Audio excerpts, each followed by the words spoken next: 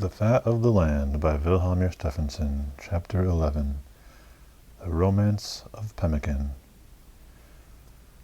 Writers who discuss Pemmican in terms of romance are usually thinking of the period which followed the struggle between the two great fur companies. In the publicity sense, that is correct. What keeps the writers from talking of romance before the day of the Northwesters is no doubt the fact that pemmican was not then highly regarded by whites, through their tendency to look down upon anything that is the usual food of so-called savages. The immigrant was likely to consider American foods as of lower grade than European, just because they were native. Indeed, it seems usually to have required a famine or another bit of tough luck to get the colonists to go beyond tasting and sneering at the special dishes of native America. It was no doubt the semi-starvation around colonial Massachusetts Bay and other parts of New England during the first few years which broke down there the sales resistance of an immigrant people, who must have been, through tradition, at least as conservative as the Scottish servants of the Hudson's Bay Company. Hunger taught the Puritans and the rest of the New Englanders to eat succotash, corn on the cob, maple syrup, and roast turkey. We relish these now because we inherited the taste for them from our colonial ancestors. There seems to have been no pemmican east of the Alleghenies in the period when our national food tastes were being formed.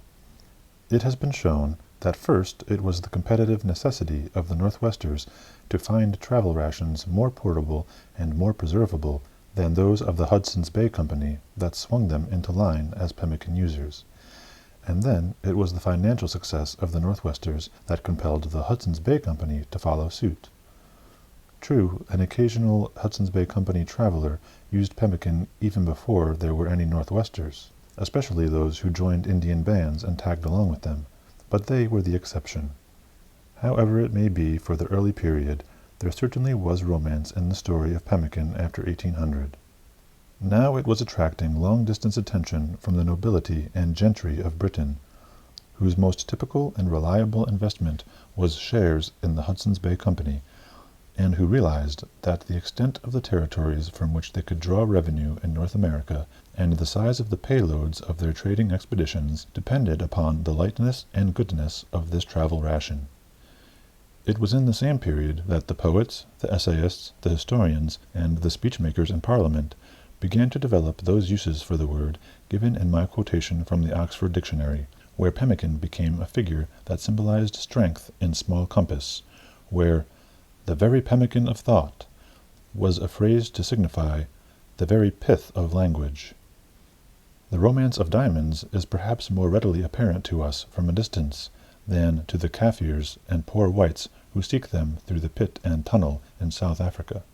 Kaffirs is a word for black people, basically.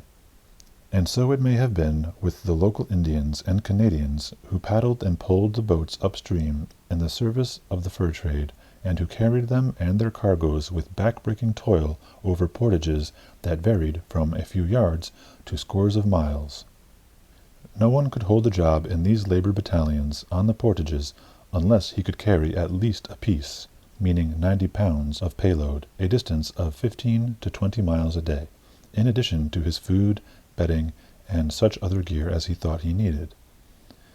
A sample of a long portage was the Arctic mountain crossing from McPherson on the Peel, directly west to the Bell, when the Rat River portage was not used. The routine was that one left McPherson in time for a 3-hour carry before supper.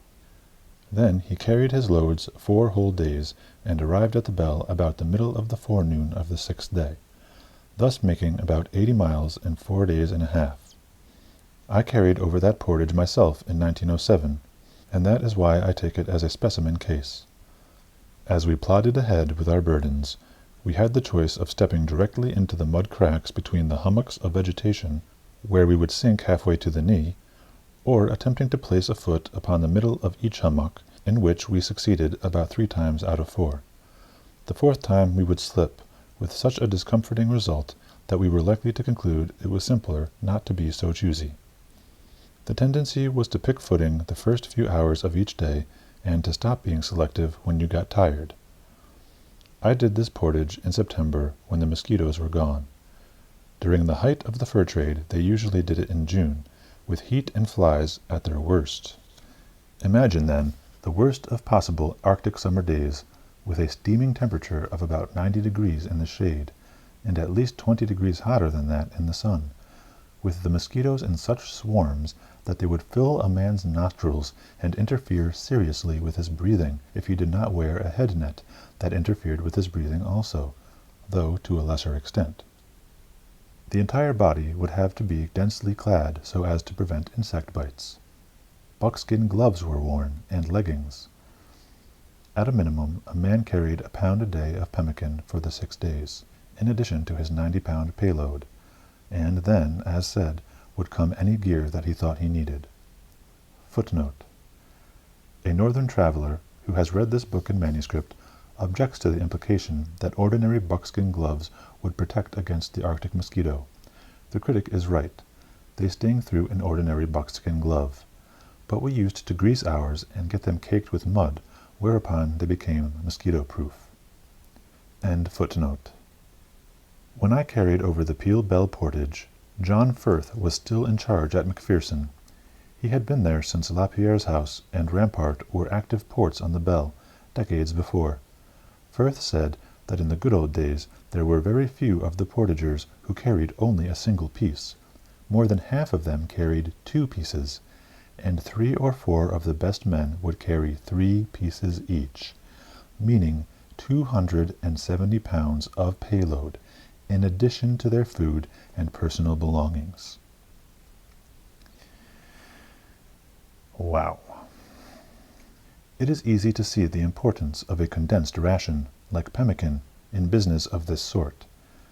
It is not so easy to see romance from the point of view of the working men.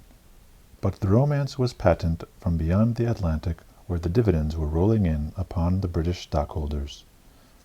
In judging the romance of the fur trade from the angle of the working man, it must be remembered that journeys were chiefly made in summer, or, as Mackenzie puts it, during the open season, when the rivers were free from ice. That was the warmest time of year. The belief is common that the summers, as well as the winters, are cooler the farther north one goes. So we had better refresh our memories on how cool July was in the Pemmican country. When it comes to actual danger from heat prostration, it is not the average temperature for the year that matters, or even the average for the hottest month. Rather, it is the temperatures of the hottest days and their excess above normal, the factor of chief importance apparently being unusually high temperatures persisting for several days at a time. The length of the daily sunshine period matters a great deal also. In the tropics, where the night is always practically as long as the day, the earth has time to cool off during a long spell of darkness. This cooling period gets shorter as the summer nights get shorter as you go further north, so that on the mentioned Peel Bell Portage, or at Fort Yukon on the Yukon River, there is no complete cessation of heat delivery by the sun, even at midnight. This moves the hottest period of the day later and later into the afternoon, until within the Arctic Circle it is likely to be somewhere between 5 and 7 p.m. Consider, for instance, how the summer was in 1847 when Alexander Hunter Murray came over from Fort McPherson, about 60 miles north of the Arctic Circle, to establish the Hudson's Bay Company post at Fort Yukon, which is about 6 miles north of the Circle. According to Murray's Journal of the Yukon, published at Ottawa, 1910, he found it cool at the very crest of the Peel Bell Divide, although calm and oppressively hot below. When he reached the location on which he was about to build Fort Yukon, he said, for June 25th, quote, "We put ashore at the entrance to a small lake at 9:30 o'clock for the purpose of encamping, but the mosquitoes seemed determined we should not. I have been in the swamps of Lake Pontchartrain and the Belize along the Red River, and most parts of the Gullinipper country, but never experienced anything like this. We could neither speak nor breathe without our mouths being filled with them. Close your eyes and you had fast, between the eyelids, 6. Fires were lit all around, but of no avail." End quote. Summarizing the experience of the first month he spent at Fort Yukon, Murray says, quote, "July was oppressively warm. I never before spent a summer so far north, and could scarcely have credited others had I been told that, on the banks of the Yukon, not far from the Arctic Circle, the thermometer was, at 2 o'clock on the afternoon of July 10th, 90 degrees above zero." End quote. According to this, Murray was really having a cool summer, for the United States Weather Bureau, under the ordinary conditions of its scientific observation stations, has recorded at Fort Yukon 100 degrees in the shade. There is almost necessarily a high humidity, for the country is one steaming swamp. The traveler is necessarily in heavy clothing, for he must keep out the mosquitoes, and his breathing is interfered with by a net over his face, for otherwise the mosquitoes would be filling his nostrils as they did Murray's. Take all this together with the midnight sun, which means a complete absence of the restful coolness of a dark night, and you have one more angle on the romantic life of the pemmican eater. Footnote: the pemmican eater was the veteran of the fur country. A pork cutter was a greenhorn, a newcomer, one who did not know the ropes. This was from the circumstance that near the eastern seaboard, whether on the St. Lawrence or on Hudson Bay, salt pork was much cheaper than pemmican, and was accordingly substituted. And, besides, men new to the country were used to salted meals, and wanted the food to which they were accustomed. Salt pork was a standard element of the provisioning of the fur brigades as they set out from headquarters, and remained so as long as navigation conditions were favorable.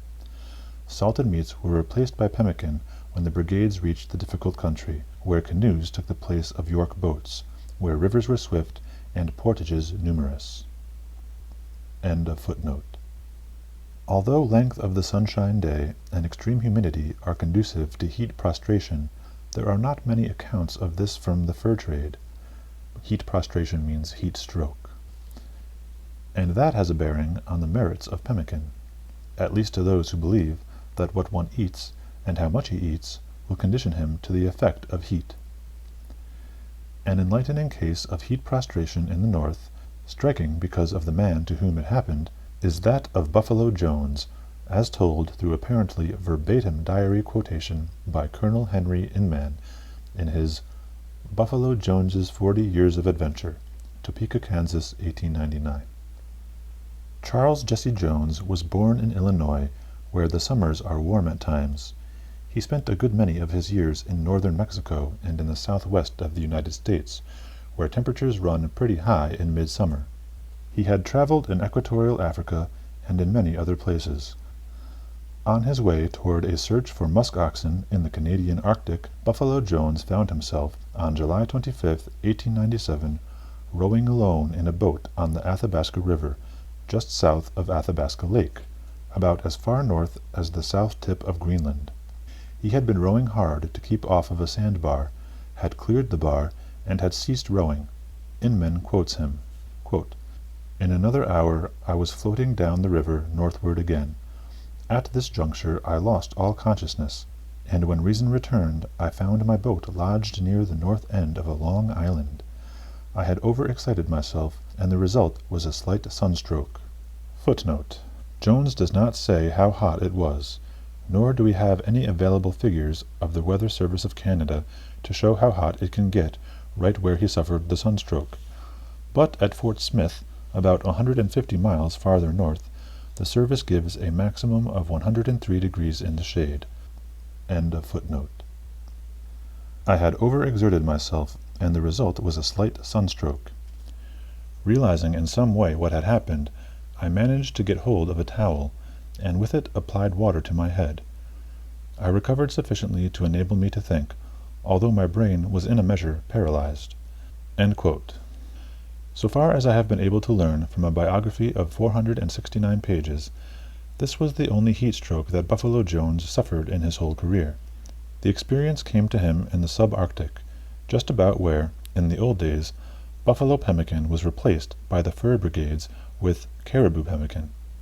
It does not appear that Jones was using this food, for by 1897 the time was long past when it could be purchased from Hudson's Bay Company traders or from the Indians, unless perhaps you gave them a year's notice. It is not necessary to go north beyond the Arctic Circle, or even north as far as the lower Athabasca, to be in danger from heat prostration, True, the risk increases with the length of the sunshiny period of each day, and with the increased humidity, both of which factors are larger the farther north one goes, but it is also true that there is still greater heat in the more southerly reaches of the Pemmican country. Some maintain that the true Pemmican region does not run farther south than Kansas, believing that in Texas, Oklahoma, and Missouri it was jerky they ate, with tallow on the side, or pounded meat dipped into melted grease. Take it, then, that the Pemmican users did their long journeys in the temperatures that prevailed from Kansas north. Consulting the Department of Agriculture Yearbook for Climate and Man, and, as heretofore, dealing only with extreme records, I find that it can be as hot as 121 degrees in the shade in Kansas, 118 in Nebraska, 120 in South Dakota, 122 in North Dakota, with no great drop when on crossing north into Canada, where the top records are 112 for Manitoba, 113 for Saskatchewan, and 115 for Alberta. These records are not attained, of course, more than once in a lifetime. Still, they mean that ordinary summers can be pretty warm in the Pemmican lands. Keeping in mind the dictum of Mackenzie that pemmican is used during the summer, it is evident how little historical foundation there is for the belief that the Indian invented pemmican as a cold-weather ration, and that the white man borrowed it from him with midwinter particularly in view. True, there was winter use of pemmican, but that was seldom for journeys. Then it was to tide over a famine period, when usually the pemmican eaters stayed in camp, avoiding exertion as much as possible and sitting around the fire to keep warm. In spite of heat, mosquitoes, and grueling labor, there was romance in the work of the fur brigades. Or at least it seemed so to the European servants of the company who traveled with the brigades, as we shall now see. One of the classics of the fur trade is Hudson's Bay, which has the subtitle, Everyday Life in the Wilds of North America During 6 Years Resident in the Territories of the Honorable Hudson's Bay Company, by Robert M. Ballantyne. I use the second edition, Edinburgh, 1818. In September 1841, Ballantyne was practically fresh from the old country when he left York Factory on Hudson Bay for the Red River. Quote, the Portage la Roche Brigade usually numbers 6 or 7 boats, adapted for inland traveling where the navigation is obstructed by rapids, waterfalls, and cataracts, to surmount which boats and cargo are carried overland by the crews. These carrying places are called portages, and between York Factory and Red River there are upwards of 36 of various lengths. Besides these, there are innumerable rapids, up which the boats have to be pushed inch by inch with poles for miles together, so that we had to look forward to a long and tedious voyage. End quote. He says, however, of his companions, quote, these hardy Canadians and half-breeds are accustomed to such voyages from the age of 15 or 16, and think no more of them than other men do of ordinary work. End quote. That Ballantyne saw romance in the journey we read in his description of the second day out from the seaport of York Factory. Quote, upon the occasion of our first breakfast in the woods, we were fortunate.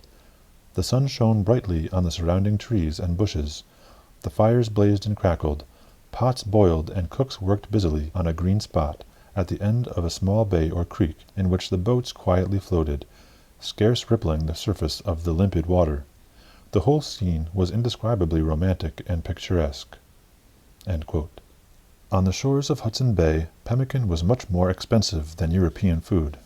Things like flour could be unloaded cheaply from British ships right on the dock at York Factory, but pemmican had to be brought by canoe and portage hundreds of miles from Winnipeg, and, as things went then, was costly even at the point of origin.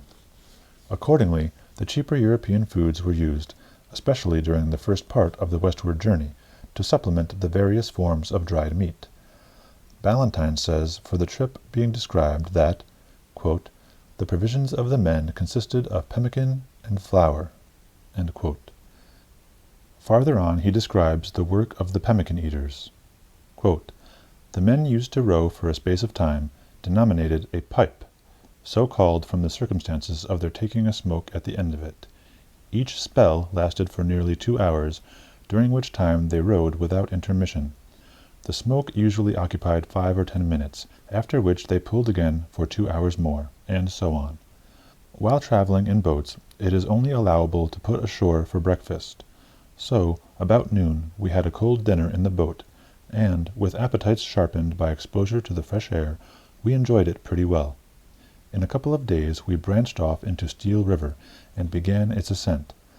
The current here was more rapid than in Hayes River, so rapid indeed that, our oars being useless, we were obliged to send the men ashore with the tracking line. Tracking, as it is called, is dreadfully harassing work. Half of the crew go ashore and drag the boat slowly along, while the other half go to sleep. After an hour's walk, the others then take their turn, and so on alternately during the whole day." End quote. This journey was at an ideal time of year. The mosquitoes were gone, the days were no longer very hot, and the nights were pleasantly cool. The following year, Ballantyne made the same journey by canoe during the mosquito season. He says, quote, "I did not take a tent with me, our craft requiring to be as light as possible, but I rolled up a mosquito net in my blanket, that being a light affair of gauze, capable of compression into very small compass. Such was our equipment, and on the end of June we started for the interior." End quote. As they left the cool sea coast behind, the climate changed rapidly. They were 20 or 30 miles inland. Quote, "The day, which had hitherto been agreeable, now became oppressively sultry. Not a breath of wind ruffled the water, and as the sun shone down with intense heat from a perfectly cloudless sky, it became almost insufferable. The night over, breakfast consisted solely of pemmican and flour, boiled into the sort of thick soup dignified by the name of robibou. As might be expected, it is not a very delicate dish, but it is, nevertheless, exceedingly nutritious, and those who have lived long in the country, particularly the Canadians, are very fond of it. I think, however, that another of their dishes, composed of the same materials, but fried instead of boiled, is much superior to it. They call it richaud. It is uncommonly rich, and very little will suffice for an ordinary man." End quote. In the account of this canoe journey, Ballantyne has a good deal to say about mosquitoes. For instance, at the close of one of the ordinary 15-hour working days, they stopped for the night. Quote, "We soon had our encampment prepared, and the fire blazing, but hundreds of mosquitoes were, as usual, awaiting our arrival, and we found it utterly impossible to sup, so fiercely did they attack us. So we at last went to leeward of the fire, and devoured it hastily in the smoke, preferring to risk being suffocated, or smoke-dried, to being eaten up alive. It was certainly amusing to see us rush into the thick smoke, bolt down a few mouthfuls of pemmican, and then rush out again for fresh air, our hands swinging like sails of a windmill around our heads. In this manner we continued rushing out of and into the smoke until supper was finished, and then prepared for sleep. This time, however, I was determined not to be tormented, so I cut 4 stakes, drove them into the ground, and over them threw my gauze mosquito net, previously making a small fire, with wet grass on it, to raise the smoke and prevent intruders from entering while I was in the act of putting it on. Then, cautiously raising one end, I bolted in after the most approved Harlequinian style, leaving my discomfited tormentors wondering." End quote. Such was the romance of canoe transportation when Pemmican was king. The commercial role of Pemmican has been described, of necessity, by most historians of frontier development in the plains section of North America, and by every historian of the fur trade. Rather than attempt to summarize them all, or to average their opinions, I quote from a single writer extracts sufficient to cover the ground fairly well. One of the most extensive users of pemmican, among business men famous enough to leave a marked impression on history, was Sir George Simpson, who, for a long generation, about a century ago, was practically emperor of half of North America. In his writings, as published by the Champlain Society and others, there are innumerable references to pemmican, but without any good description, for one does not ordinarily tell much about things that are commonplace, and to the wilderness traveler of his day, pemmican was what bread is to us, taken for granted and seldom mentioned unless bad, or unless one ran out of it.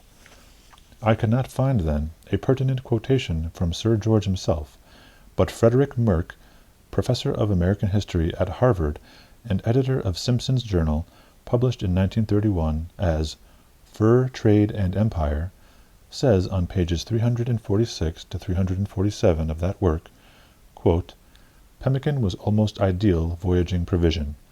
It occupied little space in a canoe, for it is one of the most concentrated foods, a fact which commends it still to Arctic explorers. It was convenient to pack into canoes, or to carry over portages by reason of its bag form. When properly protected from wet and mold, it could be kept indefinitely. It could be eaten cooked or uncooked, which recommended it particularly for long canoe voyages where haste was necessary. For all these reasons, it was an item of major importance in the fur trade economy. Pemmican made possible the development of the interior communication system of the Northwest Company, and it was on this foundation also that Simpson built the remarkable transportation system of the Hudson's Bay Company." End quote. The remark of Professor Merck that pemmican occupied little space in a canoe is occasion for a digression on the canoe and York boat freighting, which, with its river portages, was the characteristic thing about fur trade transportation. Many rivers had rocky rapids in which canoes and other boats would sink, not only when there was a mishap running them going downstream, but also, less frequently, when tracking upstream. Then it was of importance to have goods and provisions that would not spoil in a dipping, that could be rescued either afloat in the river or sunk to its bottom. Oatmeal and coarse flour are bad, from this point of view, for water penetrates throughout a bag, and watertight barrels are difficult as backloads for men to carry across the portages. Fine wheat flour is good, for when a bag of it lies submerged in a river for a week, or a year for that matter, only about half an inch all around the outside spoils. This forms a dough layer through which there is no further penetration of water.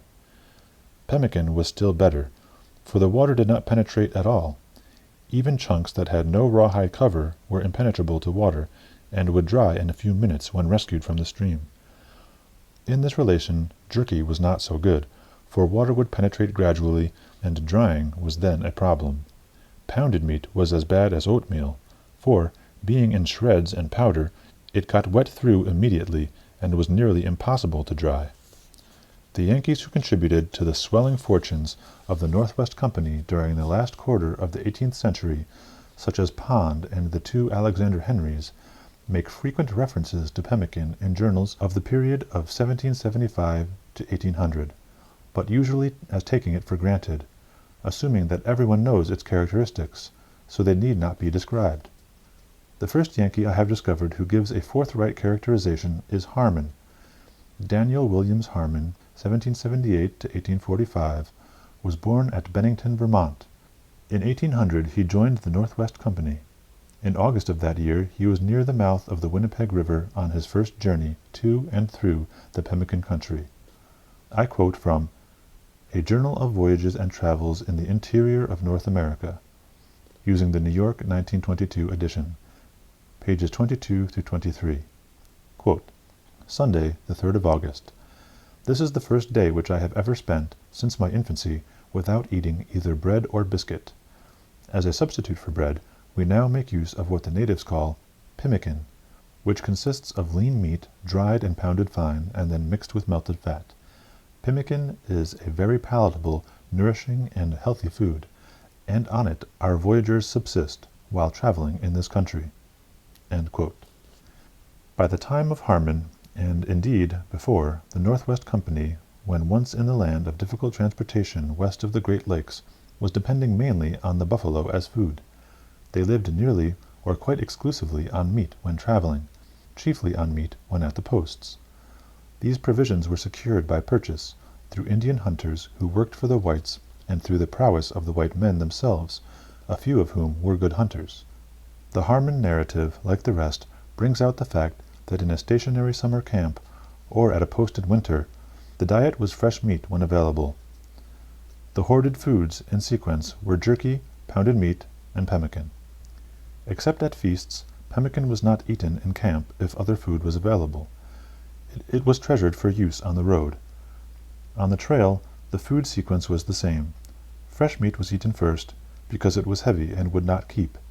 Then came jerky, then pounded meat, and lastly pemmican.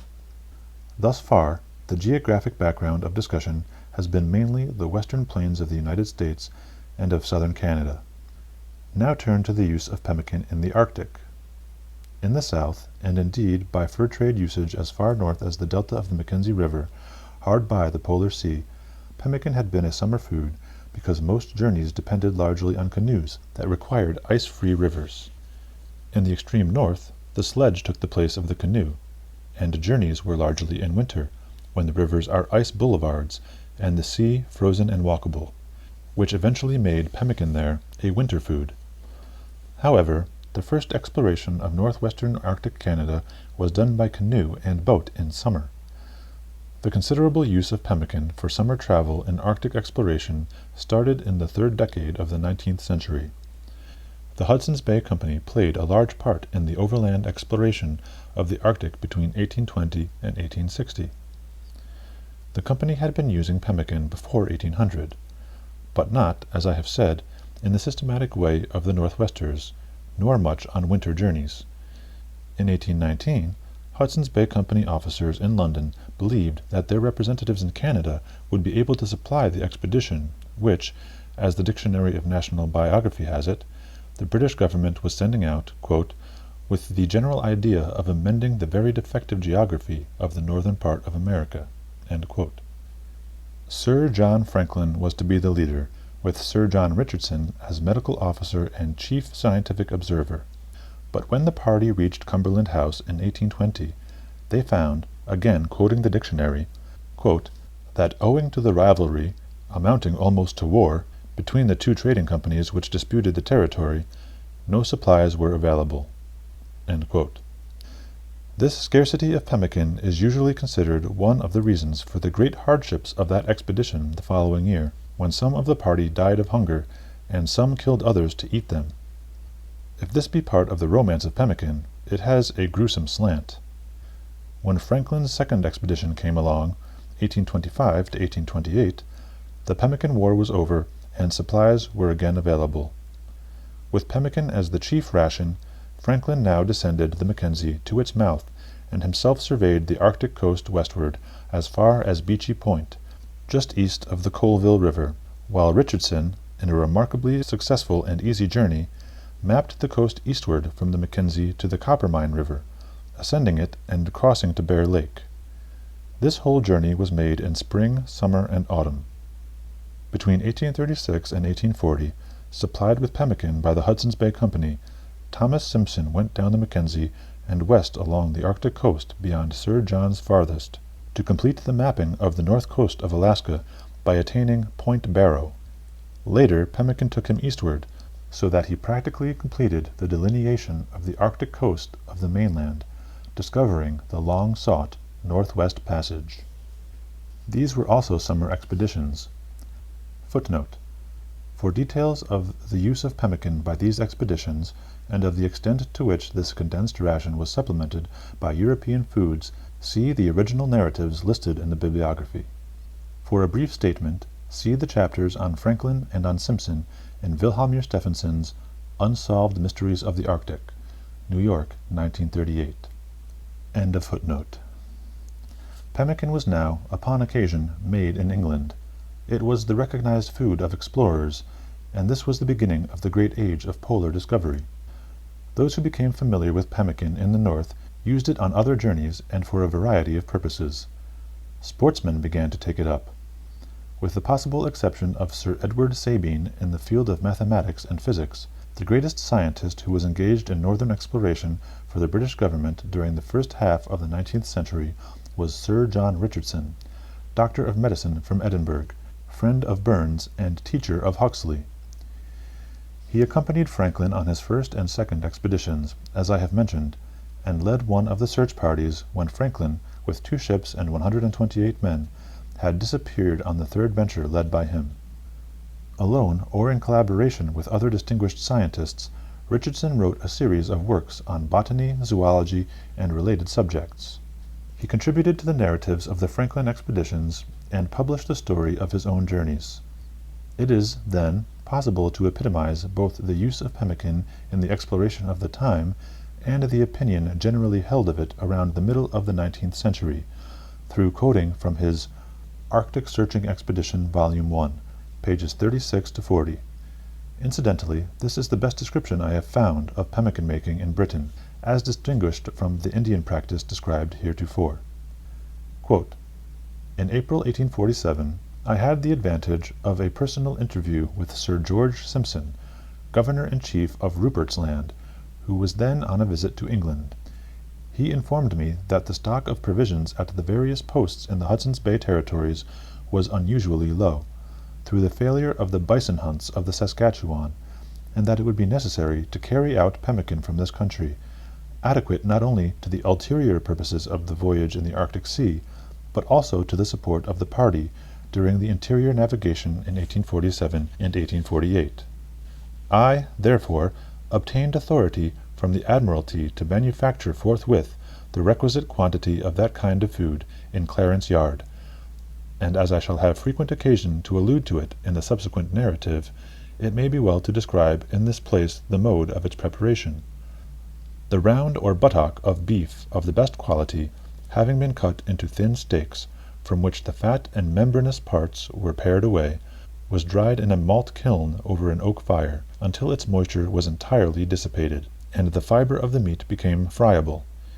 It was then ground in a malt mill, when it resembled finely grated meat. Being next mixed with nearly an equal weight of melted beef suet or lard, the preparation of plain pemmican was complete. But, to render it more agreeable to the unaccustomed palate, a proportion of the best Zante currants was added to part of it, and part was sweetened with sugar. Both of these kinds were much approved of in the sequel by the consumers, but more especially that to which the sugar had been added. Footnote: the men to whose taste Richardson here refers were chiefly British sailors who were initiated into the use of pemmican on a journey that occupied only a few months of 1 year. Beginners are nearly always reported as preferring the cake-like holiday pemmican to the more bread-like standard variety. End of footnote. After the ingredients were well incorporated by stirring, they were transferred to tin canisters, capable of containing 85 pounds each, and, having been firmly rammed down and allowed to contract further by cooling, the air was completely expelled and excluded by filling the canisters to the brim with melted lard, through a small hole left in the end, which was then covered with a piece of tin, and soldered up. Finally, the canister was painted and lettered according to its contents. The total quantity of pemmican thus made was 17,424 pounds, at a cost of $7.25 per pound. But the expense was somewhat greater than it would otherwise have been, from the inexperience of the laborers, who required to be trained, and from the necessity of buying meat in the London market at a rate above the contract price, occasioned by the bulls slaughtered by the contractor for the naval force at Portsmouth being inadequate to the supply of the required number of rounds. As the meat in drying loses more than 3/4 of its original weight, the quantity required was considerable, being 35,651 pounds. End quote. As a byproduct of his work with the first and second Franklin expeditions, Richardson had before this edited and had largely written, though there were several learned collaborators, the magnificent 4-volume quarto, Fauna Boreali Americana, which had been published with the support of the British government by John Murray, London, 1829. In the volume on quadrupeds, when discussing the caribou, he had given his view on pemmican as made by the Red Indians of the subarctic and Arctic forest, that, quote, from the quantity of nourishment it contains in small bulk, it is perhaps the best kind of food for those who travel through desert lands. End quote. It is of special interest here, and fits in with the evidence presented in the chapter Living on the Fat of the Land, that Richardson gives a smaller fat component for the most northerly native pemmican than is given by the usual authorities for pemmican as made in the section between Kansas and Manitoba. Note also that whereas the native Arctic pemmican, as described by him, had only 1/3 of fat against 2/3 of lean, Richardson tells us above that when he himself was making pemmican in England, he used nearly as much fat as lean, therefore perhaps 45%. Thus he was following approximately the high-fat formula of the buffalo pemmican of the fur trade, rather than the comparatively low-fat Arctic formula. The 1818 naval expedition of Sir John Ross and the 1819 overland expedition of Sir John Franklin began an epoch of polar exploration in which the British were supreme, as, indeed, they had been in some previous epochs. It was not yet time for Norway and the United States to begin that contest with Britain for supremacy which was at its height around 1900. The first use of pemmican on a winter sledge journey in polar exploration seems to have been by Dr. John Rae of the Hudson's Bay Company the winter of 1846 to 1847 in northeasterly Canada, west and north of Hudson Bay. In general, pemmican may be said to have come into winter use with the numerous expeditions that searched for the lost Franklin party through more than a decade following 1846, of which series Dr. Rae's was the first. It is usually considered that the greatest man Britain ever placed in the field of northern exploration was Admiral Sir Francis Leopold McClintock, 1819 to 1907. He distinguished himself more than any of the other numerous commanders during the Franklin search expeditions that ran from the late 40s to the late 50s of the 19th century. It was he who finally discovered enough relics and documents to cause the Franklin search to be considered as having come to an end with his voyage in the Fox. From 1848 to 1859 he served in 4 Arctic expeditions, of which he commanded 2. He made the longest Arctic sledge journey prior to 1900, indeed the longest sledge journey ever made by Arctic explorers who depended on pemmican or other provisions which they hauled with them. Longer journeys have since been made by explorers who lived mainly or wholly by hunting. When a new era of Antarctic exploration was more or less deliberately planned by the British at the turn of the century under the formal leadership of the Royal Geographical Society of London, the most distinguished living polar explorers were secured as collaborators on The Antarctic Manual, a book of 586 pages, London, 1901. McClintock contributed the article On Arctic Sledge Traveling. On page 297, he says of pemmican that it should consist of nothing but lean and fat, that no salt or preservation of any kind is used, and that it is the most concentrated food known. Like the fur traders of the Pemmican War period, around 1810 and 1820, McClintock believed 50 years later that pemmican would prevent and cure scurvy. In 1877, Sir George Nares was on a semi-formal trial in London for having had scurvy on his 1875-76 expedition, at which trial it appeared that they had used lime juice in winter quarters, but not on the sledge journeys. The findings of the tribunal criticized Nares for not having used enough lime juice, which angered McClintock, who wrote denouncing men who paid so much attention to those dietetic theories which happened to be in vogue during a given year, and paid so little heed to opposing testimony from the experience of large numbers of people who had lived for long stretches of time on the foods which the current theory condemned. He gave his own experience as typical. Quote, I have myself made several sledging journeys, varying in length from 20 to 105 days each, without either lime juice or scurvy in any of my parties, and the experience of my brother officers in the Franklin search agreed with my own. Briefly, we lived on pemmican and enjoyed sound health. End quote. With the California gold rush of 1849 began a period when the writings of newcomers to the fur country take the place of journals kept by the old masters, the Ponds, Henrys, Thompsons, Frobishers. The 49ers had heard much of pemmican before they went into the West. A few are disappointed to find this much-praised travel ration below their expectation in palatability. Some are even disgusted with it. However, most of the tenderfeet complain not really against pemmican as such, but rather against methods of preparation which were being used, or which they thought were used. They object to finding in it things like buffalo hair, gravel, or human hair. Some writers say that gravel and hair were exceptional. Others seem to believe them common ingredients. Those of long experience agree that there's pemmican, and then there's pemmican. with as wide a quality range as in almost any other food. In a study of opinion on pemmican which I made for the office of the Quartermaster General of the Army, I copied out from books perhaps 100,000 words of testimony. Instead of trying to summarize this bulky evidence here, I quote at length from two writers, one of them nearly the least, and the other nearly the most favorable, of those who traveled the plains shortly before the buffalo disappeared, but while pemmican was still in common use.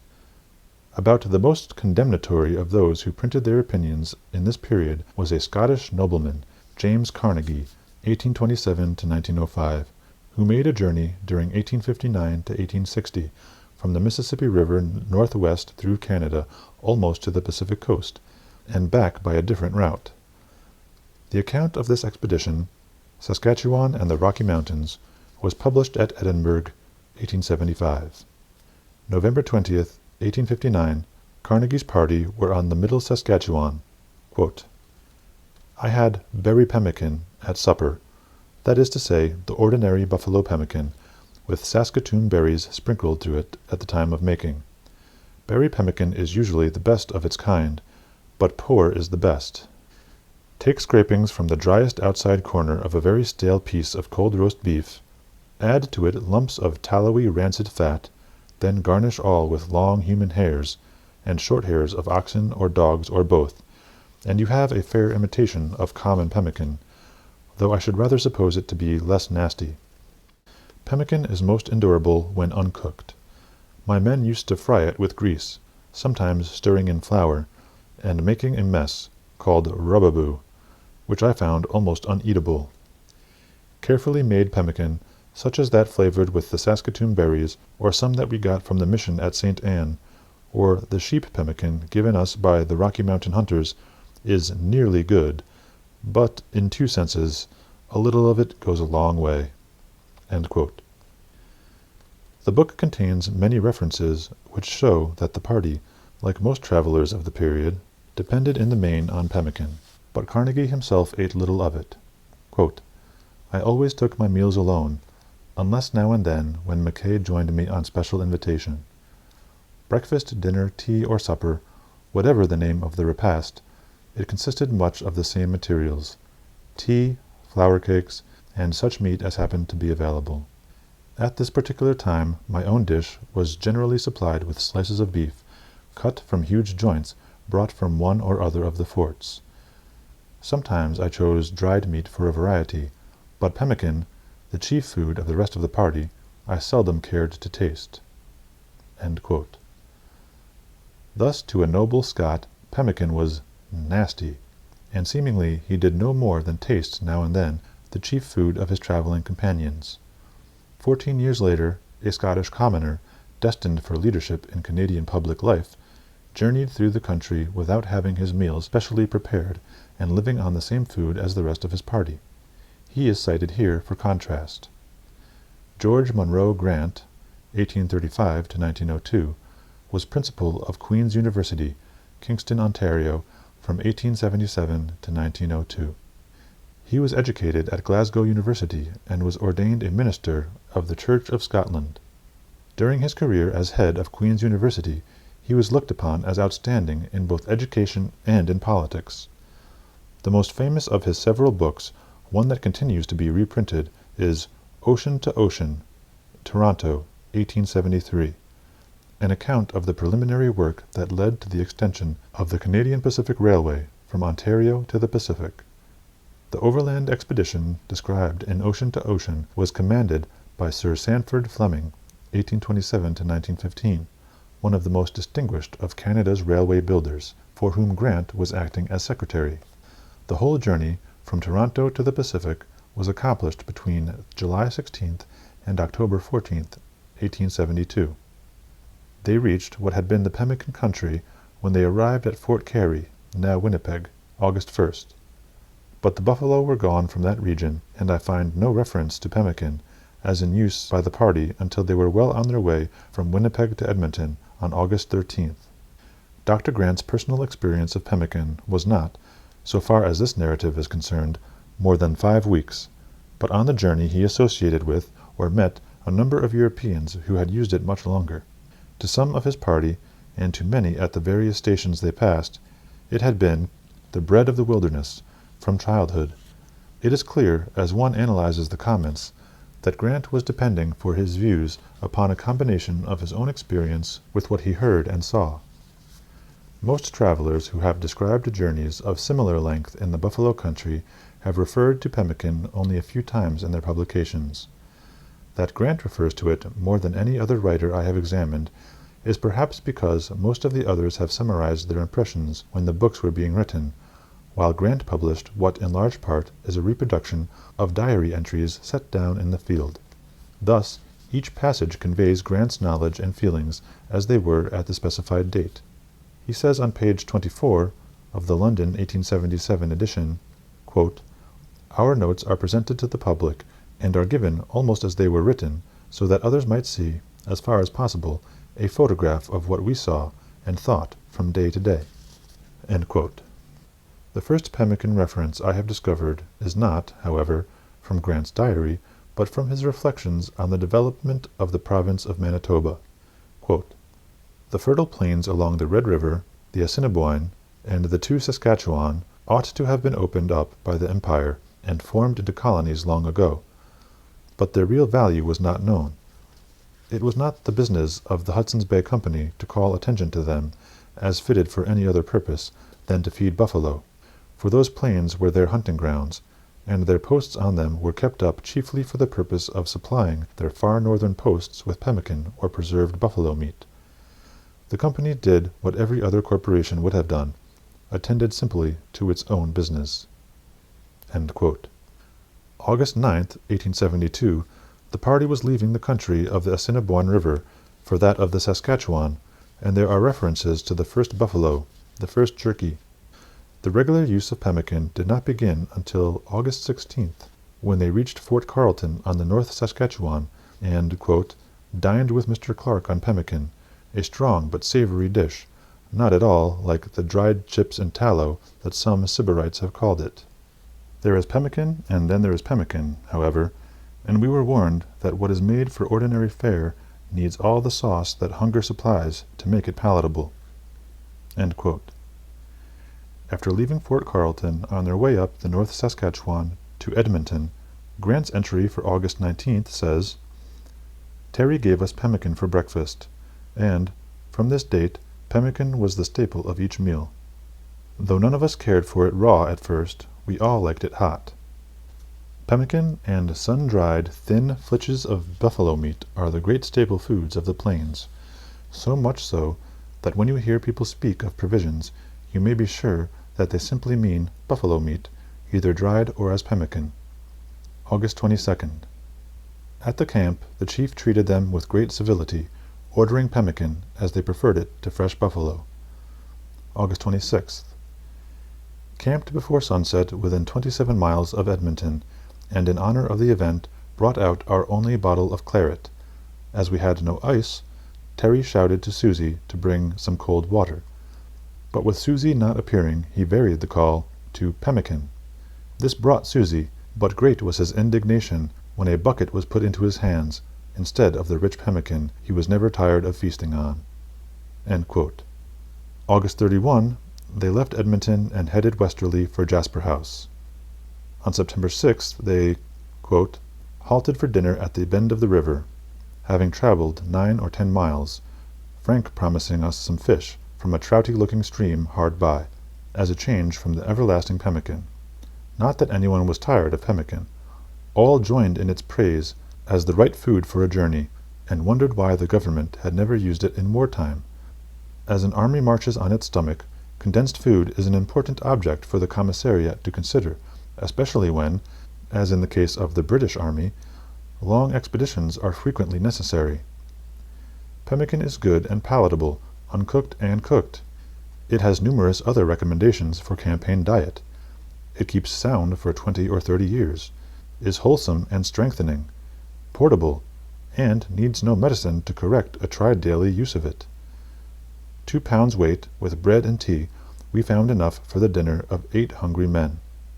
A bag weighing 100 pounds is only the size of an ordinary pillow, 2 feet long, 1½ wide, and 6 inches thick.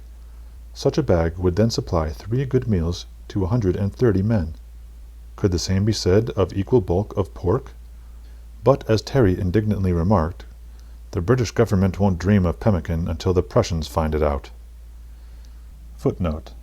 Apparently, the Prussians did find it out, for, according to the United States Cavalry Journal of January through February 1941, the German army was using pemmican in World War II. End of footnote. Frank came back to dinner with 1 small trout, though Beaupre said that he and his mate last summer had caught 100 in 2 hours, some of them 10 pounds in weight. Perforce we dined on pemmican, and liked it better than ever. September 17th. This was an entire reorganization, and again Terry was the only one of the old set that remained with us. Beaupre's only consolation was that he would get pemmican again, for he declared that life without pemmican was nothing but vanity, and we had made the huge mistake of exchanging our pemmican for pork. The next day and every day after we rued the bargain, but it was too late. Beaupre and Valade had suffered grievously in body from the change, and for an entire day had been almost useless. The doctor was reduced practically to 2 meals a day, for he could not stand fat pork 3 times. Indeed, all, with the single exception of Brown, lamented at every meal, as they picked delicately at the coarse pork, the folly of forsaking that which had been so true a stand-by for 3 weeks.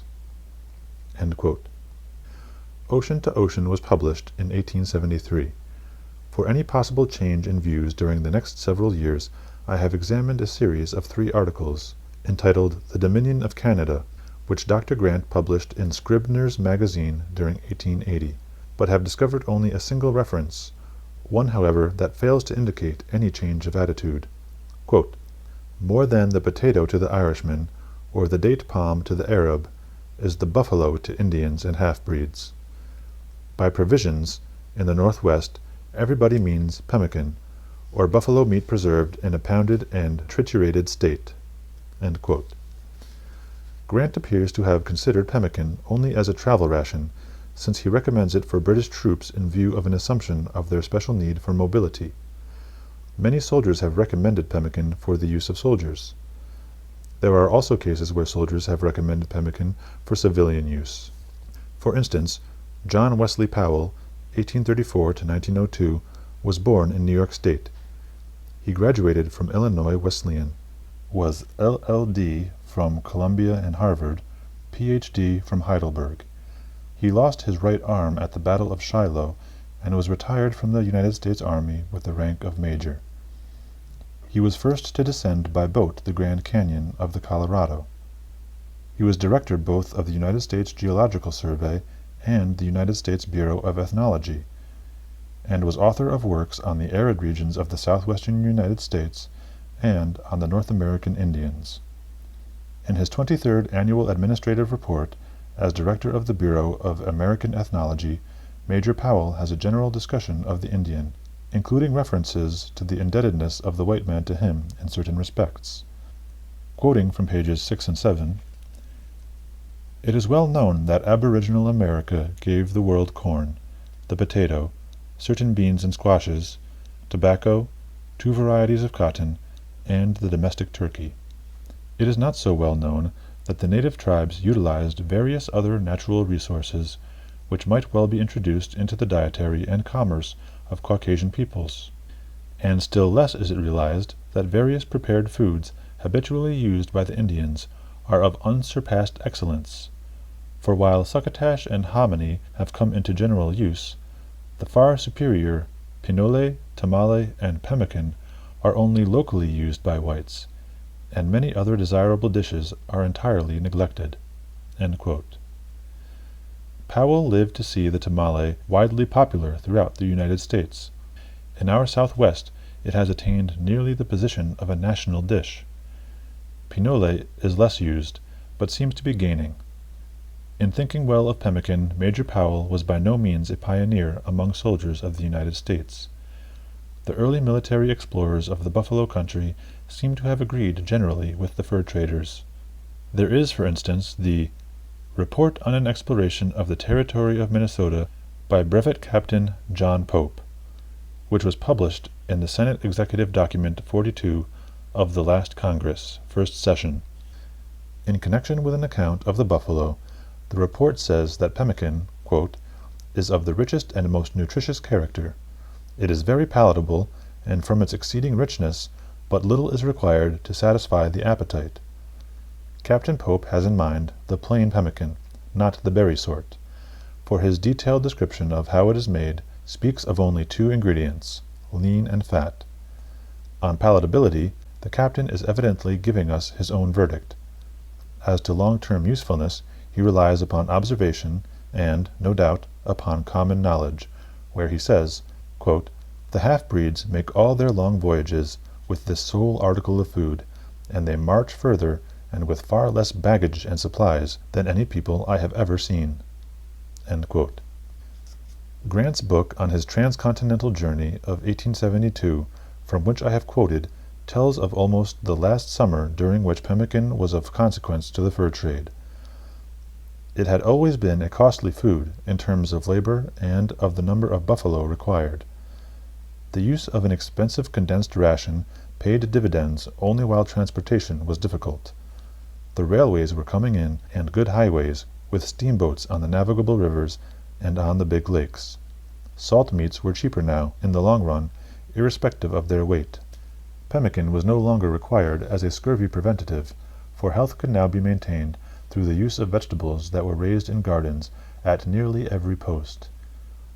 It was then not so much the disappearance of the buffalo as the coming in of the farmer's beef and potatoes, with the associated development of transportation facilities, that caused the disappearance of pemmican from the frontier markets, even way north in the subarctic.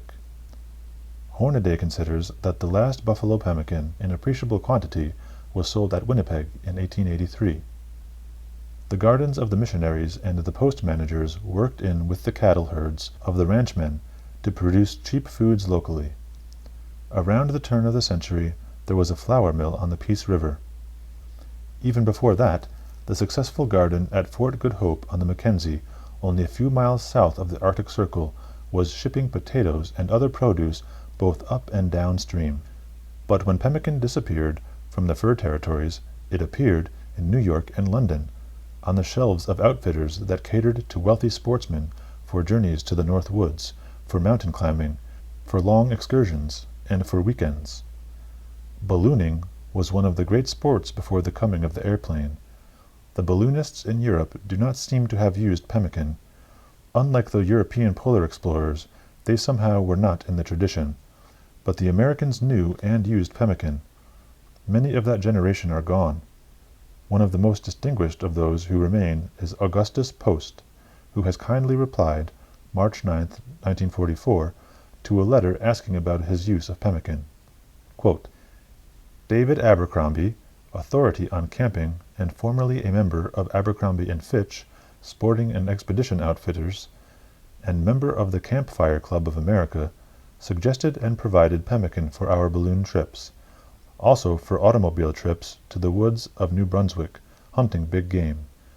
On my balloon trip in 1907, the International Balloon Race from St. Louis, with Mr. Allen R. Hawley, president of the Aero Club of America, we used pemmican sewed up in rawhide bags holding 5 pounds, which was the way it was put up in Canada. We used it again in our balloon trip from St. Louis in 1910 when we won the International Gordon Bennett Balloon Race Cup. We found it invaluable as a food and superior to canned, or iron rations as they were called, as issued to the Army. The package was easily handled, and the raw hide could be used after the bag was empty much better than a can. We made straps and thongs of the raw hide, and could pack instruments and delicate things to be carried, after landing, through the forest. I liked it and relished it stewed. I believe it was only an improvement on jerked or dried meat extensively used by the Indians and early trappers and hunters.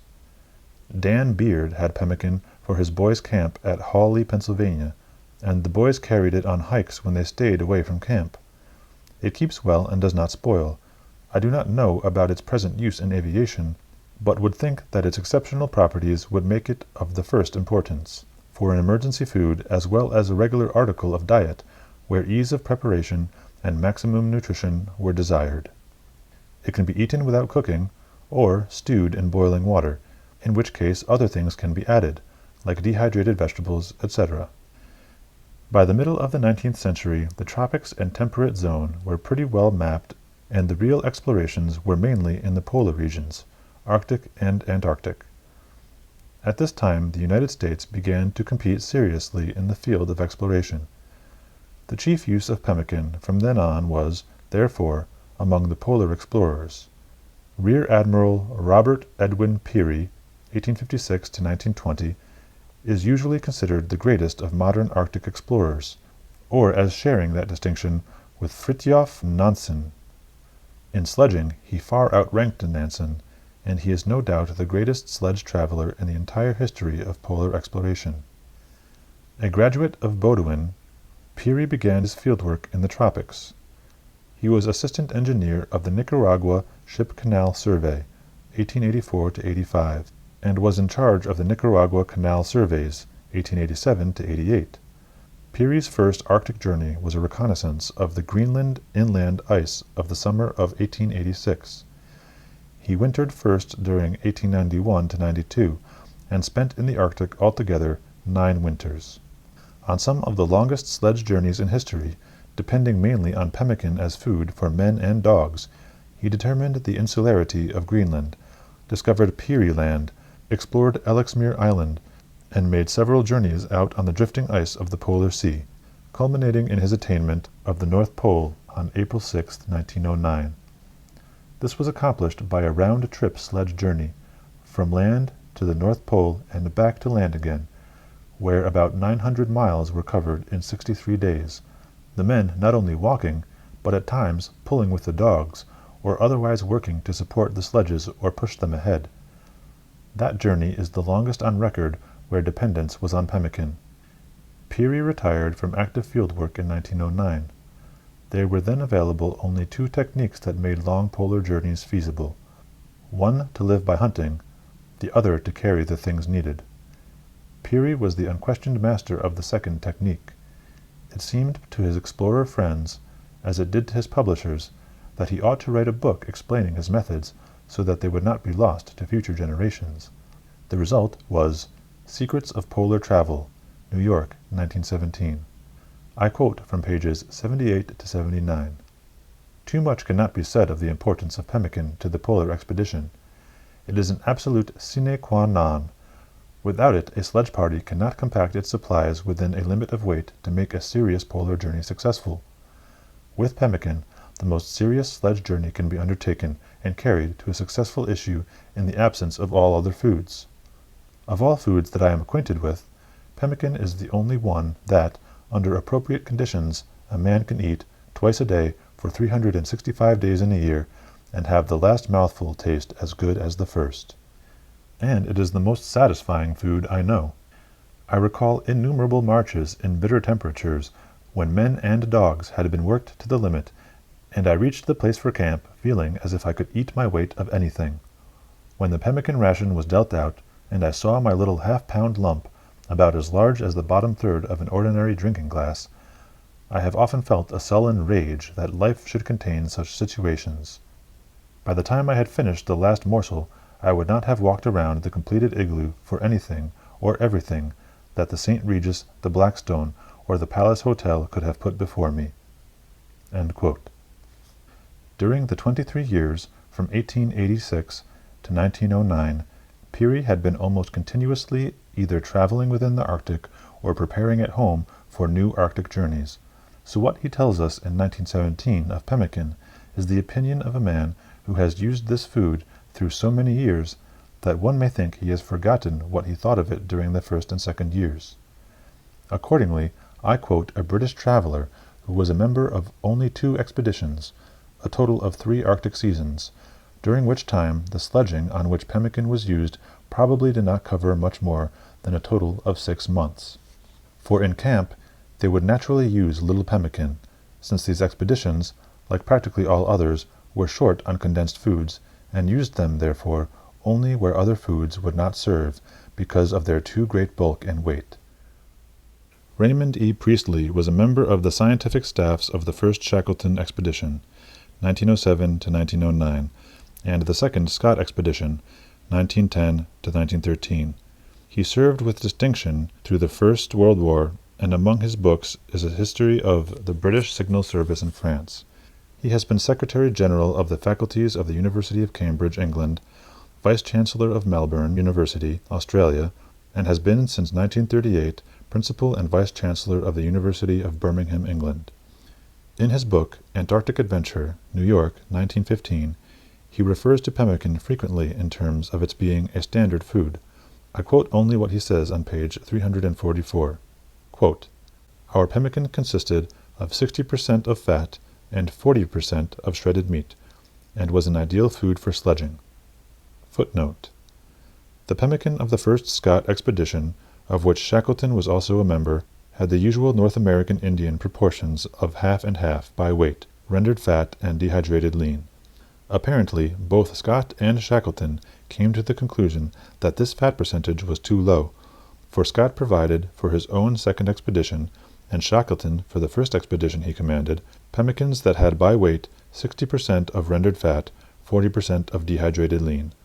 This is the highest fat percentage I have found in any of the exploration records, and is considerably higher than that of any pemmican recently made by United States packers. End of footnote. Under ordinary circumstances, when one first starts on a journey, one's full allowance is seldom eaten, but as time passes, and the work and the keen air take effect, one becomes hungrier and hungrier, until the sledging allowance of pemmican is not sufficient to satisfy the cravings aroused. It is then that pemmican is truly appreciated at its full worth. Nothing else is comparable with it. I have taken all sorts of delicacies on short trips when the food allowance is elastic. I have picked up similar delicacies at depots along the line of march, and I have even taken a small plum pudding or a piece of wedding cake for a Christmas treat. But on every such occasion I would willingly have given either of these luxuries for half its weight of the regulation pemmican. It can therefore be imagined how we look forward to a resumption of pemmican after 6 months' enforced abstinence." End quote. If Priestley, who had lived on a ration that was mainly pemmican for probably less than a year altogether, was eager to resume it after a 6 months' enforced abstinence, it might be surmised that those who had lived on pemmican for years would long for it correspondingly. That is indeed the case when one talks to the addicts, but not many of them have placed this in print, except as in saying that they were glad to be on the road again, for they would once more be eating pemmican. But there are some striking cases on record, among them that of the Beaver Club. The Yankees, Scots, and others, who were the pioneers of the Northwest Company, in many cases retired to Montreal when they became wealthy, and lived there in grand style. A part of the style was the fabulous club where they feasted on pemmican that had been brought expensively by canoe and man-packing a distance of 2,000 miles. Douglas Mackay says in his book, The Honorable Company, A History of the Hudson's Bay Company, New York, 1936, quote, "In Montreal, the full-blooded lives of these men found outlet in the Beaver Club, where hospitality was famous. The club was founded in 1785 with 19 members who qualified by having wintered in the Northwest. Later the membership numbered 55 men. The club met fortnightly in winter. Fines such as 6 bottles of Madeira were imposed for neglect of exacting rules and ritual. Members wore large gold medals on club nights.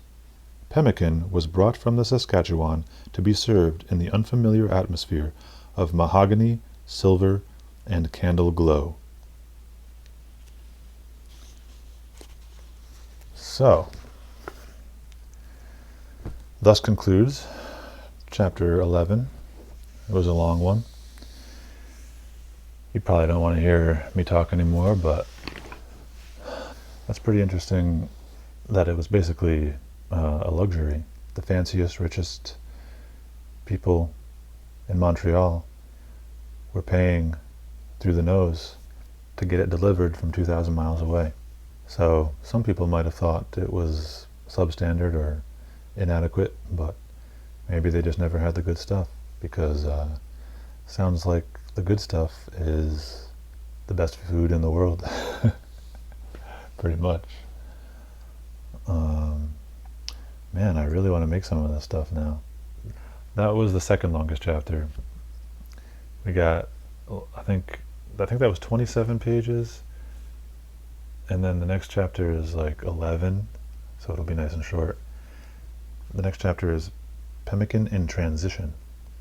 I don't know what that means really, I can't remember. And then after that is like the longest chapter of the whole book, and the last chapter. I think it's like 30 pages or 30 something pages. The second Pemmican War, which wasn't really a war. Even the first Pemmican War, I think, is a bit of an exaggeration, as they pointed out. The biggest battle being 20 people dead. I guess I shouldn't scoff at 20 people being murdered. I'm just saying, compared to the world wars and other wars, it's not that big. But the second one is even less of a real war. It's more of a dispute or an argument or a controversy, if I remember correctly. Basically just a bunch of people were like, yo, you should use this as a military ration. Why are you not doing that? And a bunch of other people were like, it's not good for that. We need limes and lemons. That's not, I'm paraphrasing. But, yeah. Same old tired arguments. Hundreds of years, or at least 100 years after it had been proven that pemmican prevents scurvy. So-called nutritionists are still saying, but what about scurvy? This will not prevent scurvy in the soldiers. We need to give them fruits and vegetables. Some people never learn. Oh yeah, that was one thought that I was having during that chapter. It was just like how some people, they just can't adapt to new information, no matter how much they're presented with contradictory testimony. It's funny how some people think they're experts, but then they hear from people who are actual experts. Like, who is more of an expert on whether you can live for long periods of time on just meat? Someone who has actually done it, or someone who has gone to school for it? Someone who has a degree in nutrition? I think the person who has the actual experience of going on a long journey and eating nothing but this one food and being healthy the whole time, I think they know more about it than someone who read a book, an incorrect book. Education, oftentimes, not always, but very frequently, is not education. It's indoctrination. It's just people absorbing information that isn't verified. It's just, it's taken on faith. It's not tested. You might as well go to a math class where you don't learn how to add anything. You just memorize, like someone says 2 plus 2 is 5, and you're like, okay, I'll memorize that. It's 5, okay. Don't show me how to test if it's 5 or 4 or whatever. I'll just take your word for it. That's basically what a lot of so-called higher education is. Again, not always.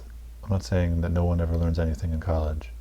I'm sure engineers and some other people learn things that are applicable, improvable, testable. But a lot of people are learning complete nonsense. Like, you can't live on meat alone. You need fruits and vegetables. You need to go to the dentist twice a year. If you don't brush your teeth, you'll get cavities. I'm not saying you shouldn't brush your teeth, you definitely should, for purposes other than preventing cavities. Aesthetics, I don't know. I don't know if Eskimo's breath smells or not. He doesn't mention that. So maybe preventing your breath from smelling would be a good reason to brush your teeth. Maybe, I don't know, maybe there's other reasons apart from aesthetics and breath, but anyway, point being, everyone knows, all the people who go to school, who go to college for years and pay thousands and thousands of dollars to be a dentist or a doctor, all of these so-called supposed smart people They know. Everyone knows. You gotta brush your teeth to prevent cavities. But all you need to prove them wrong is one Eskimo who has never even heard of a dentist. They're like, a what? A person who does what? They can't even wrap their heads around it, probably. They're like, but they fixed holes in your teeth? How do you get holes in your teeth? What are you what? This is mind-blowing information to them. They have no idea that your teeth can rot from the inside. And then they probably say something like, well, why don't you eat like us? Then you won't have to worry about that. And then the expert will say, no, that's not the solution. You need fluoride, toothpaste, and toothbrushes, and you need to go to a dentist twice a year. That is the solution. We know, because what we're doing is working so well. Let's see, this population has 100% freedom or absence, freedom from cavities or absence of cavities, and the people who are following this guy's advice, brushing their teeth, flossing, mouthwashing, they have cavities. Anyway, the reason I'm expounding on this or reiterating it is because it applies to other fields, like virology, for example. A lot of virologists know what causes certain diseases, yet they probably don't even know the etymology of the word virus. Most of them have just memorized the dogma, and maybe they do some experiments that they think are proving their conclusions or their indoctrination, but they don't do control experiments. This is getting into a whole other topic. It really has nothing to do with... I feel like I'm free to ramble at the end about anything at the end of these videos, because you know that it's the end of the chapter. If you don't want to hear anything about anything other than the book, then you're free to leave. But yeah, virology, just real quick, very, very short summation. They do a thing where they culture a virus, but they don't have a control. So basically, they take what they think is an isolated virus, and then they add it to a bunch of other stuff that has cellular matter, that has living tissue, and then they add a bunch of poison, like antibiotics, and the tissue dies. Oh, and they take away the nutrition. They take away the stuff that's keeping the cell culture alive. And the cells die, and they say, oh, it must have been the virus. But they never do a control experiment where they do the exact same thing, but without adding the so-called isolated virus. So their experiment is completely invalid. But they know. They know. Just like the dentists know what is good for your teeth, the virologists know what is good for your health, what is going to prevent you from getting sick. No, they don't. They know what will keep them in business. A lot of people have trouble accepting a truth or an idea, and even entertaining it, even considering an idea that could potentially result in their loss of income or a loss of their... If it's something that they've been studying their whole life, if everyone knew this information, it might put them out of business. There's cognitive dissonance, and they're like, no, I can't even... A lot of dentists, some dentists, not all, are like this. Some of them are cool. Some of them would say, wow, if everyone learns the truth, I'll be useless, but I do care more about healthy teeth than about making money. So I want to put myself out of business. That's my goal in life, is to put myself out of business. And that's actually what Weston Price did. I don't know if you've heard of Weston Price, but he wrote a book kind of similar to this one. except he doesn't spend half of it talking about Pemmican. He talks more about various indigenous people, not just Eskimos or Native Americans, but all over the world. And he talks about their diet and their teeth, because he was a dentist. But my point is that, going back to the virology thing, a lot of virologists, some of them might say, oh my God, my profession is a fraud, basically. Everything I learned is bullshit. I need to tell the world. Stefan Lanka from Germany is an example of that. But they're few and far between. Most of them, I guess, are getting paid too well, or they just can't think outside the box, or I don't know. Yeah, look up Stefan Lanka. He proved that measles is not caused by a virus. In German High Court, he had this contest where he was going to pay 100,000 euros to whoever could prove that it was caused by a virus, and then someone said, oh look, I got these research papers, there, you owe me $100,000. And he's like, no I don't, this doesn't prove anything, I'm not paying you. And then they went to court, and he lost in the lower court because the lower court didn't know their head from their ass.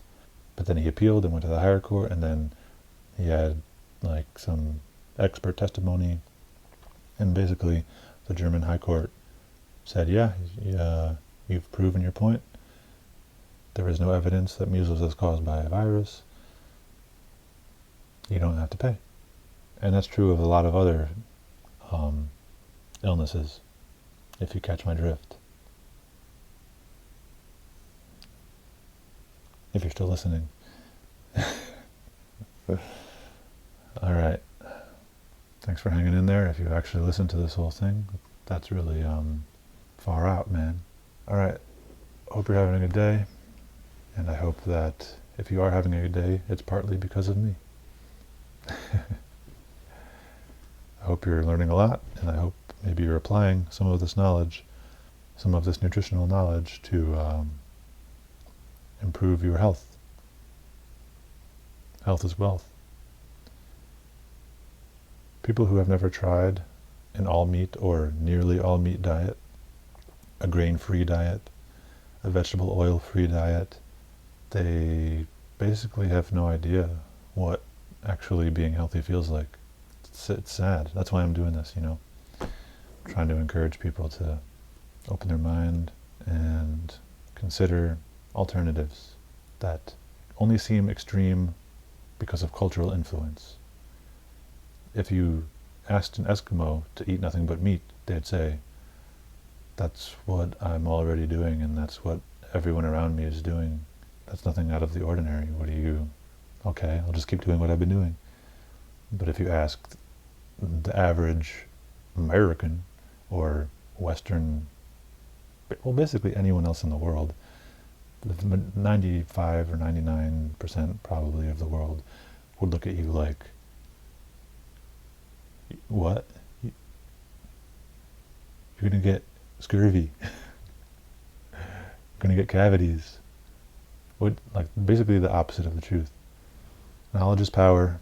Self-knowledge is extra powerful, and the truth will set you free. Somewhat.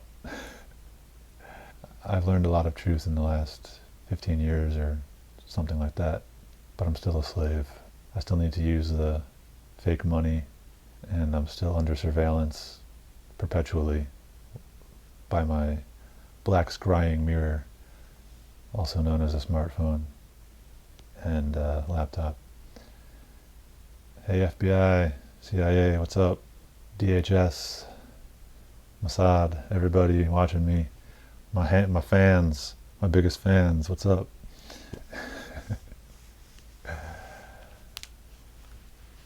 When are you going to put me in the gulag? Please don't. I would prefer that you don't do that to me or anyone. Okay, I'm going to go now. Catch you on the next chapter. Peace.